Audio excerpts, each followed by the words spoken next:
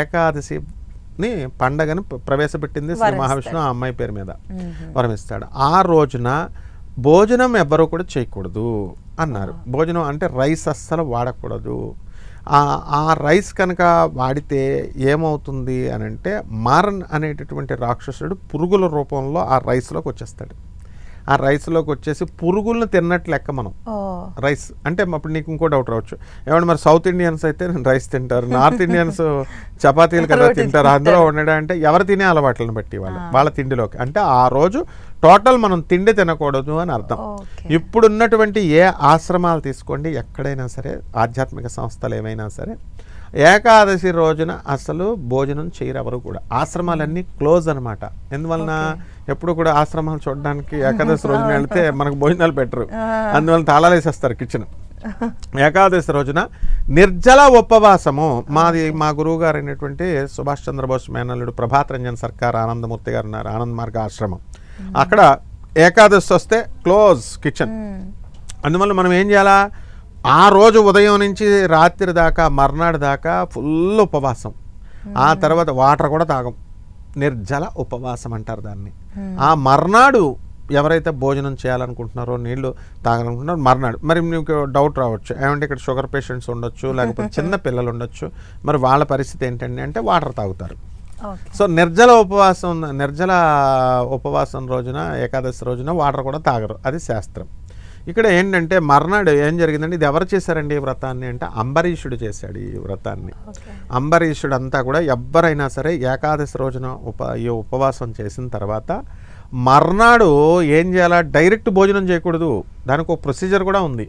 దానికి ఏం చేయాలంటే ఉప్పు నీరుని, నిమ్మకాయని, ఉప్పుని, నీరుని గోరు వెచ్చని నీళ్లతో చేసుకొని ఆ నీళ్లు తాగాలి ఫస్ట్. అప్పుడు మర్నాడు అంతా కూడా మోషన్లో పోతుంది, మొత్తం క్లీన్ అవుతుంది. అంటే ఇంతకుముందు చిన్నప్పుడు ఆముదం వేసేవారు, ఆముదం వేసి ఎప్పుడు కడుపు క్లీన్ చేసుకుంటూ ఉండాలి. అలా ఈ ఉపవాసము ఈ ఏకాదశి రోజున ఇట్లా చేయకపోతే బాడీ మెకానిజం ఏమవుతుందంటే it's like a machine body. ఎప్పుడు రెస్ట్ ఇవ్వకుండా, ఇప్పుడు కార్లో ఊరెళ్తున్నారమ్మా, బైక్ మీద వెళ్తుంటే కంటిన్యూస్ 48 అవర్స్ 24 అవర్స్ తోలితే వేడెక్కుదా ఇంజన్? అప్పుడు వాటర్ పోస్తున్నావా లేదా? ఇది కూడా అంతే. కంటిన్యూస్ హ్యూమన్ బాడీ కనుక కంటిన్యూస్గా తింటే ఆ బాడీ మెకానిజం దెబ్బతిని తొందరగా డిస్ట్రాయ్ అవ్వడానికి అవకాశం ఉంటుంది, నాశనం అవ్వడానికి. అందుకోసం మనం ఏం చేస్తామంటే రెస్ట్ ఇవ్వాలి.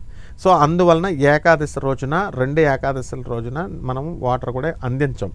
వాటర్ ఎందుకు అందించమో చెప్తాను. ఆ రోజున చంద్రుడు మనకి భూమికి దగ్గరగా వస్తాడు. అందువల్లనే పౌర్ణమికి పోటీగా ఏకాదశి రోజున కూడా ఎక్కువ కాంతి ఉంటుంది.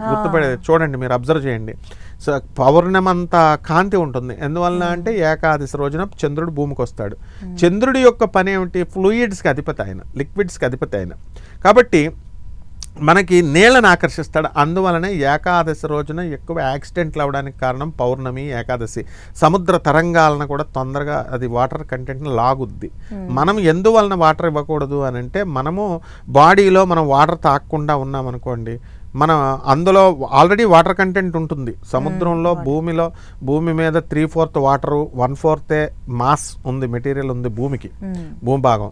అలాగే మన హ్యూమన్ బాడీ కూడా సేమ్ అలాగే డిజైన్ చేయబడింది. 3/4 వాటర్ ఉంటుంది, fluids, liquids, and 1/4 material mass ఉంటుంది. సో మామూలుగా దాంతోపాటు మనం వాటర్ తాగేసామనుకోండి, ఆ వాటర్ని అది అట్రాక్ట్ చేస్తుంది. అలా అందువలన అది అట్రాక్ట్ చేసినప్పుడు శిరస్సు దగ్గర నుంచి లాగుద్ది, కాబట్టి శిరస్సులోకి వెళుతుంది, డిస్టర్బెన్సెస్ వస్తాయి. అందువలన యాక్సిడెంట్ ఇవన్నీ జరగడానికి ఉంటుంది. కాబట్టి బాడీలో ఉన్న వాటర్ మనం ఏం చేయలేము, కాబట్టి ఆ ఉన్న వాటర్ని అలా వదిలేస్తే ఆ ఉన్న లిక్విడ్నే బయటకు లాగుద్ది, తల నుంచి లాగుద్ది. సో అందుకోసము మనం ఏం చేస్తామంటే యాక్సిడెంట్లు, టెన్షన్స్, ఆ రోజు ఎక్కువ ఆలోచించడాలు, కొట్టుకోవడాలు, ఇలాంటివన్నీ జరుగుతాయి. అందువల్లనే ఈ యొక్క ఏకాదశిని పెట్టారనమాట, నిర్జల ఉపవాసం, నిర్జల ఏకాదశిని.